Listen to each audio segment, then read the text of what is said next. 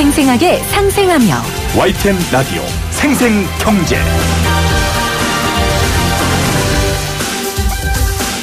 안녕하세요. YTN 라디오 생생경제 김혜민입니다.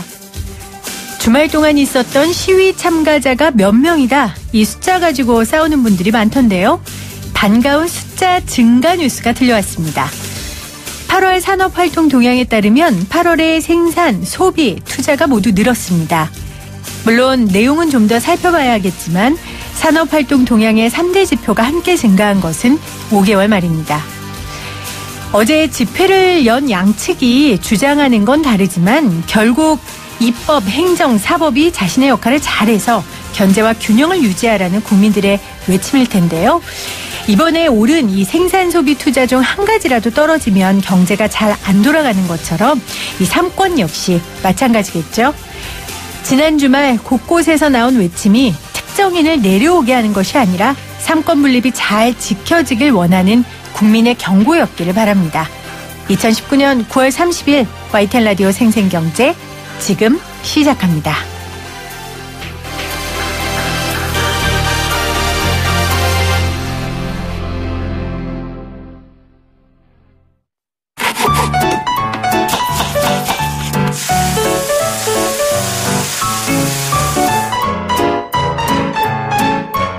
가장 맛있고 싼 제철 식품은 무엇인지 한 주간 재래시장과 대형마트의 생생한 물가 정보를 살펴보는 장바구니 생생물가입니다.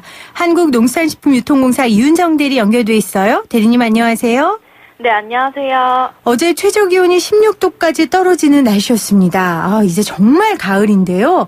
지난주 농산물 가격 어땠는지 한번 짚어보도록 하겠습니다. 네, 지난주 가격 오른 품목에는 주키니 호박이 있고요. 또 내린 품목에는 미나리가 있습니다. 요즘 밤낮으로 날씨가 굉장히 쌀쌀해서 이 일교차가 좀 크다고 체감하고 계실 텐데요. 큰 일교차로 인해서 농산물 중에서도 특히 주키니 생육이 좀 부진했어요. 그래서 주키니 같은 경우는 또 그 전주에 태풍까지 겹쳐서 이 낙과도 발생을 했는데요.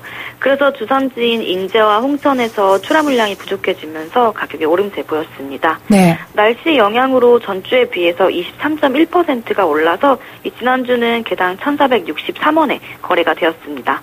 반면에 미나리는 지난 주말 비가 많이 와서 품위가 좀 저하된 이유 때문에요. 소비가 줄어들면서 100g 기준으로 994원 하던 미나리가 네.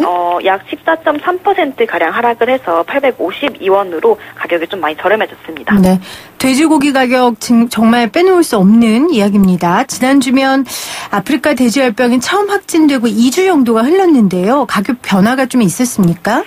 네, 간단하게 돼지고기 가격 한번 짚어드리면요. 일단 가장 대중적인 국산 냉장 삼겹살의 경우는 지난주 가격이 100g에 2,122원이었으니까 전주보다 약 3.7% 오른 가격이고요.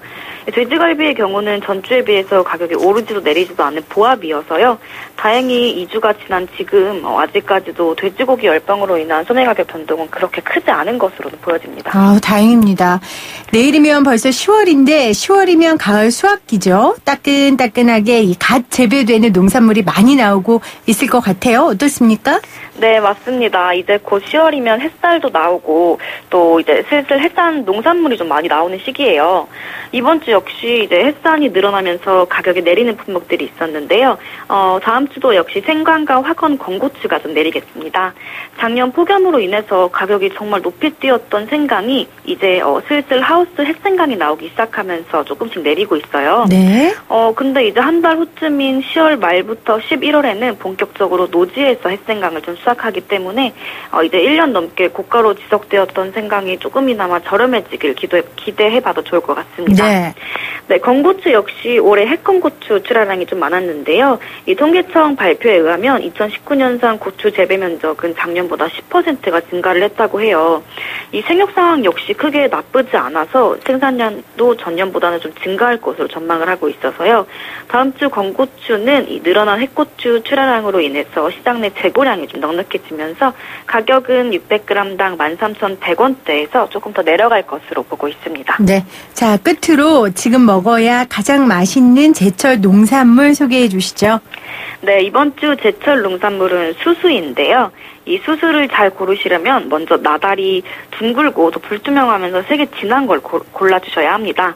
또 중국산과 국산을 비교하는 법도 좀 알려드릴게요. 네. 국산은 중국산에 비해서 나달이 더 둥글고 반투명한 나달이 거의 없고요.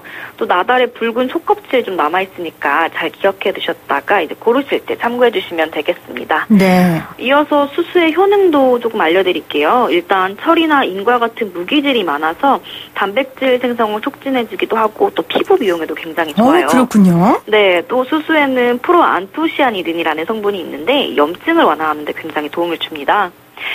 그리고 보통은 우리가 이제 수수를 밥에 넣어서 좀 잡곡밥으로 먹거나 아니면 떡으로 만들어서 먹었잖아요. 네. 근데 이제 수수의 항암작용이나 또 항산화 효과가 알려지면서 요즘은 수수차, 수수국수 등 이렇게 점점 음식의 활용 범위가 더 넓어지고 있어요. 하지만 제가 알기로는 이제 아직까지는 가장 쉽게 접할 수 있는 요리 방법은 아무래도 잡곡밥일 것 같아요. 그래서 팁을 하나 드리자면은 수수로 밥을 지을 때는 쌀과 수수의 비율이 8:2 정도가 딱 적당하니까요. 네. 참고해 주셔가지고 오늘은 수수로 한번 건강한 잡곡밥 한번 해드시는 건 어떨까 합니다. 네, 좋습니다. 오늘도 좋은 정보 감사합니다. 지금까지 한국농수산식품유통공사 이윤정 대리였습니다. 감사합니다. 쉽다, 재미있다, 어라? 무슨 말인지 이해가 간다. YTN 라디오 생생경제. 오늘 가장 뜨거운 경제 뉴스를 제일 생생하게 전해드리는 시간입니다. 변동 준고정금리 주택담보대출을 연 1%에서 2%대 장기고정금리로 바꿔주는 이 서민형 안심전환대출 신청이 마감됐습니다. 역시 예상했던 대로 이 신청자가 굉장히 많아요. 경쟁률이 엄청 셀 것 같은데요. 우리 이거 받을 수 있을까요? 금융소비자원 조남희 대표 나오셨어요. 안녕하세요, 대표님. 네, 안녕하세요. 반갑습니다. 네. 안심전환 대출. 근데 네. 이걸 정말 받을 수 있을지 안심이 안 돼요. 네. 어제로 신청이 마감이 됐는데 얼마나 지금 신청했다고 나오나요? 네, 9월 16일부터 어제 29일까지 14일간 받았는데요. 발표된 거는 26일까지, 그러니까 10하루 동안에 신청 금액이 50조였습니다. 그러니까 하루에 4.5조 원이 이제 가입이 됐거든요. 네. 그렇다고 하면 지금 어저께 날짜로 보면 대개 한 65조에서 70조 정도는 신청하지 않았을까. 와. 최종 이거는 이제 발표가 안 됐으니까요. 그러면은 이제 20조 원까지만 주겠다는 거 아니겠습니까? 네. 그렇다고 하면 이제 최소한 3대1 정도의 어떤 그 경쟁률이고 많은 분들이 이제 사실은 신청을 했지만 혜택을 받지 못하는 경우가 많이 발생할 것으로 예상이 됩니다. 전체 20조 원 정도가 한도였는데 네네. 신청 접수 6일 만에 한도를 넘어섰고 결과적으로 한도에 거의 3배 정도가 넘게 몰린 거예요. 네. 이렇게 폭발적인 반응이 있다는 건 그만큼 이 주택 때문에 대출받았던 분들이 많다는 얘기기도 하고요. 가계부채가. 이렇게 폭발적인 반응의 배경 어떤 걸 꼽으시겠어요? 예, 무엇보다도 이제 금리 때문에 그렇죠. 그러니까 이제 지금 금리 부담을 느끼는 이 대출자들이 상당히 많은데 1% 금리대로 정부가 대출 안심전환 대출이라고 하는 걸로 대출 상품을 제공해 줬기 때문에 누구보다도 이 어떤 이율 면에서 그렇죠. 메리트가 있는 거죠. 그러니까 만약에 이 갈아타기를 하게 된다면 현재의 그 부담을 최소한 10에서 15% 정도는 부담이 줄거든요. 그렇기 때문에 어떤 서민이 이러한 메리트를 포기할 수 없지 않습니까? 그러다 보니까. 크겠어요. 10에서 15%면. 그렇습니다. 그렇죠? 그것도 제가 볼 때는 최소고요. 어떤 경우에는 금리가 높은 경우에는 더 많은 어떤 그 자기 이자 부담을 줄일 수 있기 때문에 사실 전국적으로 많은 분들이 서민들이 지원하지 않았을까 싶습니다. 보통 이런 정책들을 내놓을 때 정부에서 조사를 철저하게 할 거 아닙니까? 또 수요 조사도 할 거고요. 물론 모든 수요를 다 충족할 수는 없었겠지만 그래도 수요 예측이 좀 빗나간 게 아닌가. 이 정도로 많이 몰릴 줄 몰랐을까요? 네, 그렇습니다. 이게 이제 고정금리로 전환한 것이면서 분할 상환을 필수적으로 이 조건을 걸고 있기 때문에 네. 정부에서 분할 상환의 부담 때문에 아마도 서민들이 이 대출로 전환하기는 좀 장벽이 있을 것이다. 라는 그런 측면에서 9억 원이라고 하는 주택 가격을 제시를 했는데 사실은 지금 봐서는 9억 원의 반 이하로 결정이 될 수 있는 처지이기 때문에 그렇네요. 사실상 이 부분에서 정부가 너무 이 현재의 그 서민들의 이자 부담에 대한 갈구하는 그러한 욕구를 제대로 파악하지 못한 부분은 있기 때문에 많은 부분, 예를 들어서 3분의 2가 이제 그 혜택을 못 받게 됐지 않습니까? 이런 부분에 일정 부분 또 후유증도 있을 네. 것으로 보입니다. 어쨌건 서민들한테 좋은 정책이고 또 정부가 일을 하려고 내놓은 정책에 비판하는 게 좀 조심스럽지만 뭐 안 하겠다는 것도 아니고 이제 수요를 조금 덜 잡은 거 정확하게 예측한 거 아니냐라는 비판이기는 한데 사실 서민들 입장에서 이런 얘기를 할 수밖에 없는 게 이런 거 한번 지원하려면요 준비해야 되는 서류가 엄청 많잖아요. 네. 이거 다 준비해가지고 냈는데 그리고 얼마나 또 기대하겠어요. 계산기 두드려보고 막 여보 우리 얼마 들어. 그렇습니다. 제가 너무 감정이입했네요. 이랬는데 지금 20조 원인데 60조 원이 신청했다고 하면 3분의 1만 되는 거잖아요. 그렇죠? 그렇습니다. 3대 1. 네. 그리고 아까 9억 원 얘기도 하셨지만 원래는 부부 합산 연소득 8,500만 원의 9억 원 미만 주택이었는데 주택 가격이 낮은 가격 순으로 주죠. 그렇습니다. 네. 그러니까 결국 뭐 9억 원까지는 가지도 못할 것 같아요. 네.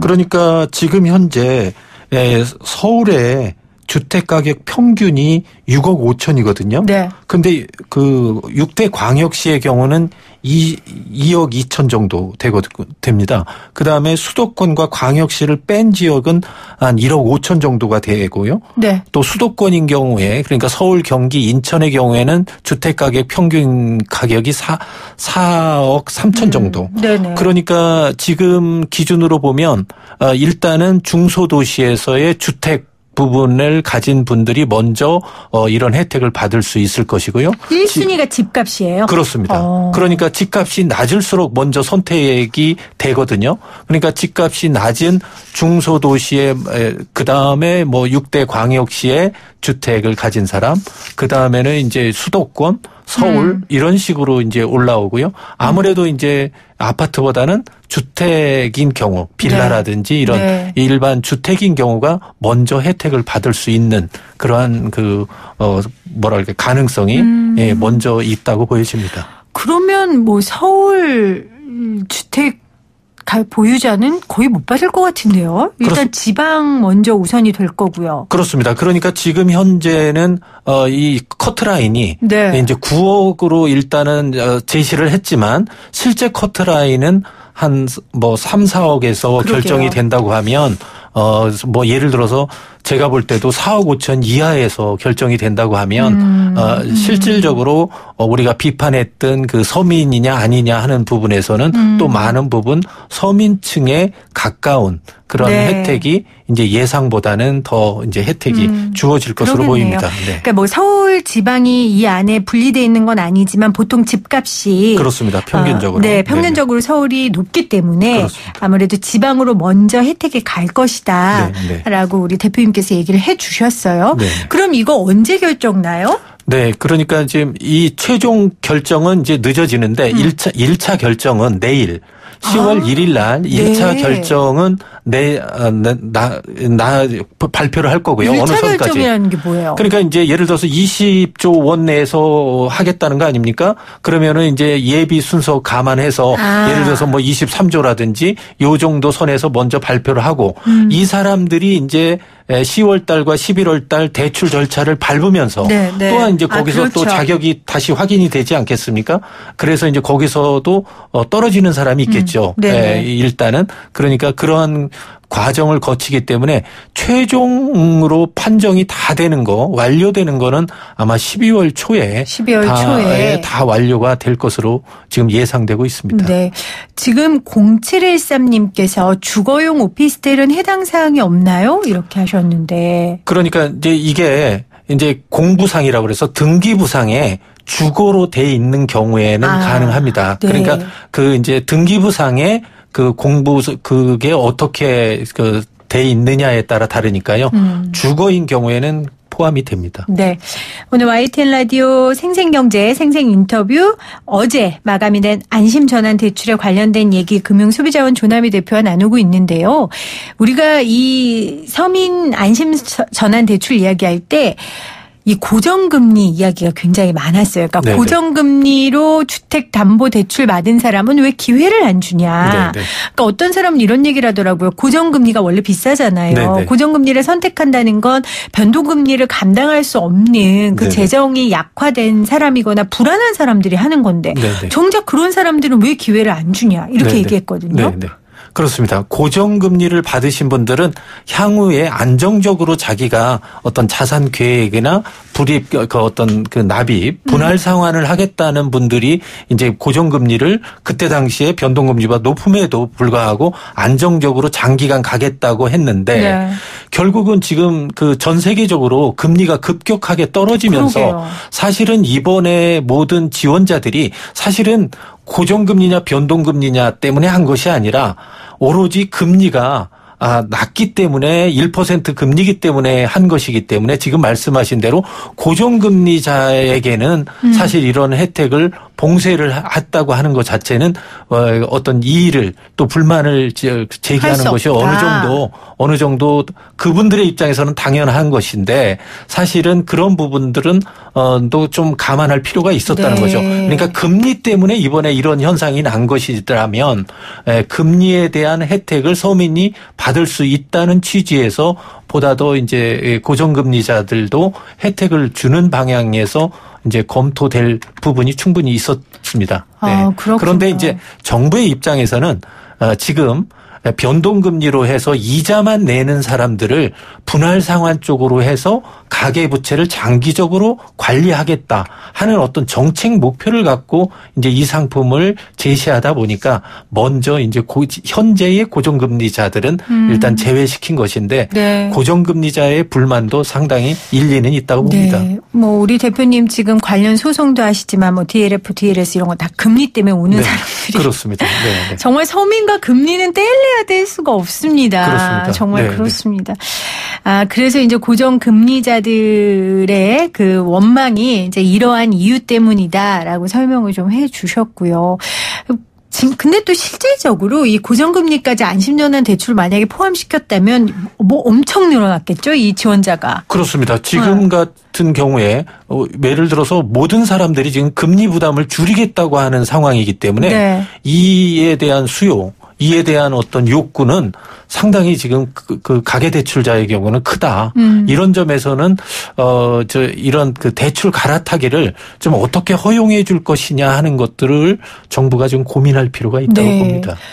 지금 4680님이 2억 미만 주거용 오피스텔 사는데 왜 오피스텔은 안 되는 거죠? 하셨는데 아마 지원을 했다가 자격 조건이 없다고 들으신 것 같아요. 근데 네네. 아까 대표님 말씀은 등기부 등본상에 네네. 주거용이라고 돼 있으면? 네, 주거용으로 돼 있는데 거기는 지금 주거용으로 안 돼 있는 경우. 네, 네, 그렇습니다. 그러니까 주거 형태로는 쓰고 있을지는 몰라도 그 공부상이라고 그래서 네. 등기부상에는 그런 주거용이 아닌 것으로 오피스텔로 돼 있기 때문에 그런 것 같습니다. 네.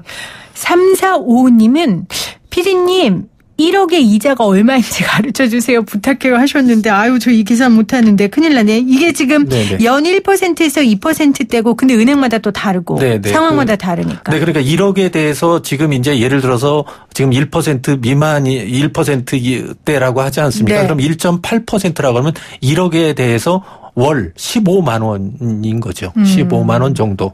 네. 그렇죠. 네, 보통 네.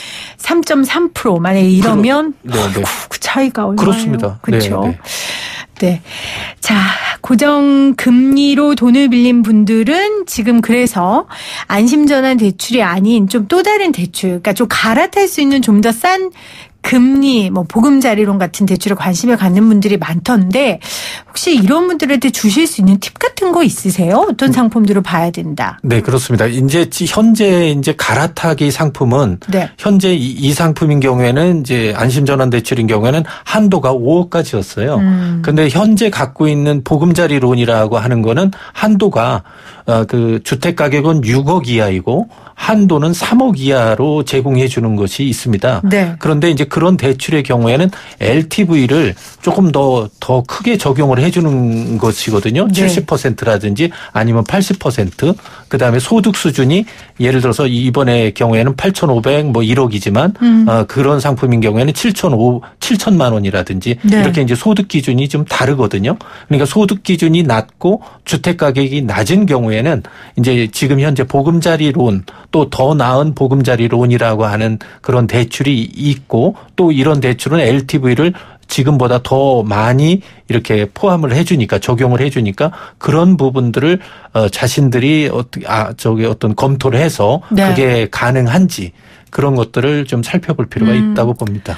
아유, 저도 은행에서 돈 빌려보려고 네네. 서류 많이 준비해봤지만 네. 준비할 서류도 많고 그만큼 기준이 까다로워서 네네. 사실 저희가 뭐 어떤 상품이 좋다라고 얘기하는 건 좀 무리가 있습니다. 네네. 그래서 고민하지 마시고 가까운 데 가셔서 상담을 받아보시는 게 제일 좋을 겁니다. 네네. 아마. 이런 얘기들도 하죠. 금리가 지금 이렇게 떨어지고 있고 마이너스 금리까지 될 수도 있는 거 아니야? 막 이런 이게 그렇다고 해서 국가 경제가 좋아지는 건 아닌데 그래도 대출 이자 갚는 사람은 그런 기대를 한단 말이에요. 네네. 어떻게 보세요? 그런 날이 올 것 같습니까? 네, 그렇습니다. 지금 현재 금리가 떨어지는 상황이고요. 네. 또 앞으로도 떨어질 것이라고 하는 것은 대체적인 예상이거든요. 그런 관점에서 지금 시점에서의 갈아타기가 적절하냐 아니냐 하는 부분이 있긴 합니다. 네. 다만 이번에 정책 대출을 받을 수 있는 분의 경우에는 이거를 그 어떤 금리를 인하하는 그러한 특혜를 다 받으셔서 충분히 이걸 활용할 필요가 있고요. 또 하나는 이것을 활용하지 못하는 경우에는 기존 조건에서 은행에서 현재 갈아타기를 할 수 있는지를 또한 그분들은 그 어떤 대안을 네. 한번 모색해 볼 필요가 있고 또 하나는 금리가 떨어지는데 지금이 적정하냐? 그것은 아닙니다. 그거는 일단은 받으실 수 있는 분의 경우에는 일단 혜택을 받고 계속적으로 금리가 떨어질 경우에는 네. 어느 시점에 가서 또다시 갈아타기를 할 수 있는 기회를 또 찾아볼 기회가 있는 것이기 때문에 굳이 뭐 다음을 기다려서 지금의 혜택을 포기하는 그런 경우는 없어야 될 것으로 네. 보입니다. 네.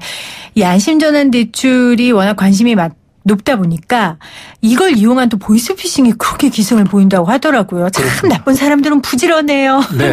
이거 주의사항 좀 알려주세요. 네, 보이스피싱은 그 보이스피싱 중에는 대출형 보이스피싱 사기가 제일 많은 부분이고요. 그렇겠죠. 대출을 그 어떤 끈으로 해서 사기를 접근하는 것이거든요. 그렇기 때문에 이런 것은 대출은 본인이 신청해서 본인이 접근해서 되는 것이지 남이 해준다. 네. 남이 뭐 알선해준다. 이런 것은 전혀 방법이 옳지 그럼요. 않은 방법이고 그다음에 사기당하는 아주 최고 어떤 좋은 길이라고 하는 길일 수 있다는 점을 유의하시고 대출은 누구한테 의뢰를 하는 것이 아니라 본인이 직접 그렇죠. 접촉하고 문의하고 상담하는 그런 과정으로 밟아야 된다. 이렇게 아시는 게 제일 중요하다고 봅니다. 아니 당연하죠. 그 돈 그 한두 푼도 아니고 그 많은 돈을 빌려주는데 신분 확인하죠. 담보 확인하죠. 그렇습니다. 예를 들면 뭐 보증인도 있어야 되죠. 그런 상황에 네네. 누가